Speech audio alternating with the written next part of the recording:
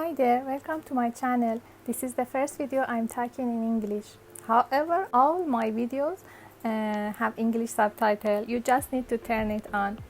If you are wondering which language I speak in my other videos, it's in Persian. I understand Spanish too, but not easy for me to speak in Spanish. What language do you speak? Let me know in the comments. Should I talk in English or the subtitle is better? Okay, in today's video I'm going to show you how to crochet the inverse single crochet.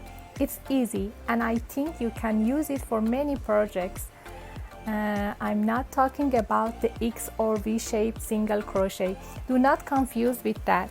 If you don't know what's the X shape or V-shaped single crochet, I have a tutorial on that. I will put the link on the description box. You can go and check it. Here I have two different projects. In this one I have used the normal single crochet, and in this one I have used the inverse single crochet stitch, and you can see the difference. This is the front side and this is the back side. This one is with the inverse single crochet and the left one is with the normal single crochet stitch. So let's see how we can crochet the inverse single crochet. To begin, we chain 15. You can chain as many as you want, but here I'm going to show you a simple example, so 15 chain will be enough. I start with a slip knot and then 15 chain. 1, 2, 3.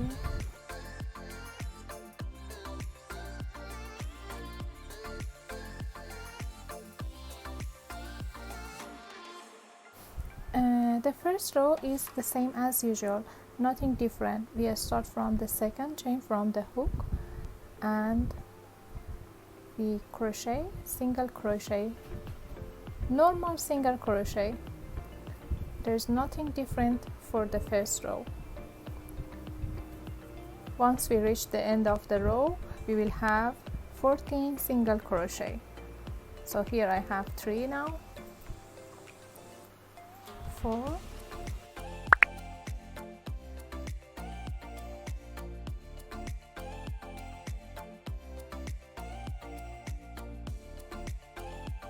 and the last one, 14. Okay, this is the first row and this is the front side of our work. Let me mark the front side.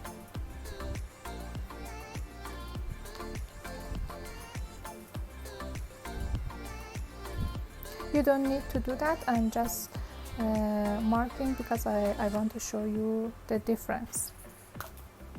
So once we get to the end of the row, we chain 1 as we normally do, and then we should turn the work counterclockwise so that the working yarn should be in front of you.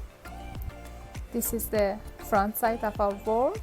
We turn it like this and our working yarn is in front of us. So here is the first inverse single crochet. We insert the hook into the stitch from back to the front, yarn over, pull it through, yarn over and pull through the 2 loops. This is the inverse single crochet. So once again, we insert the hook from back to the front, yarn over, pull it through, yarn over, pull through 2, from back to the front, and here you go. It's very simple. Once you learn it, you can do it with closed eyes. Nothing difficult. Just we are doing the single crochet from back to the front, yarn over and pull through the 2 loops. You should continue this to the end of the row.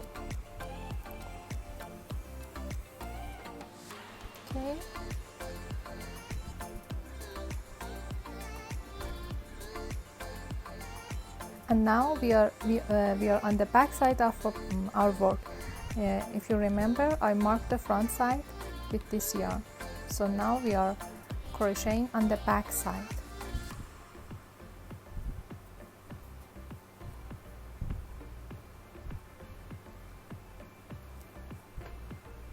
And the last one here.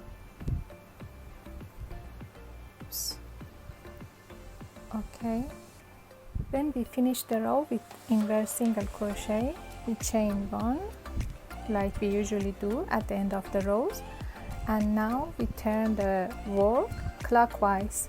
This time our working yarn should be on the back side of our work, and we crochet single crochet as we normally do. So for the front side of the work, we crochet single crochet, the normal single crochet, not the inverse single crochet. But for the back side of our work, we crochet inverse single crochet. This is the front side of my work, and I'm crocheting normal single crochet.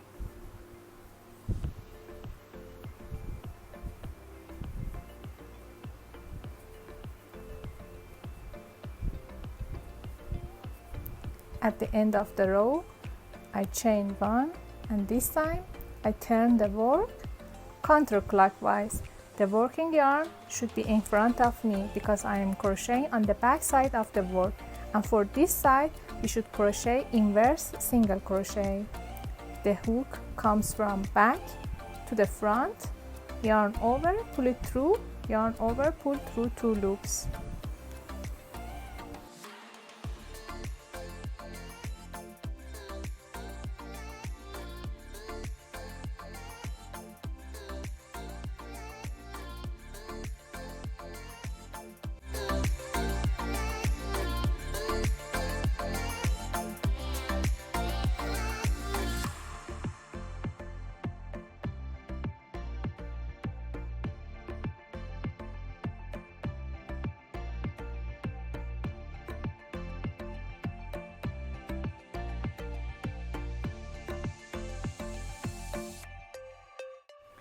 Okay, I finished a few rows to show you the final result. As you can see, this is the front side of my work, and this is the back side. For the back side, all the rows have this shape,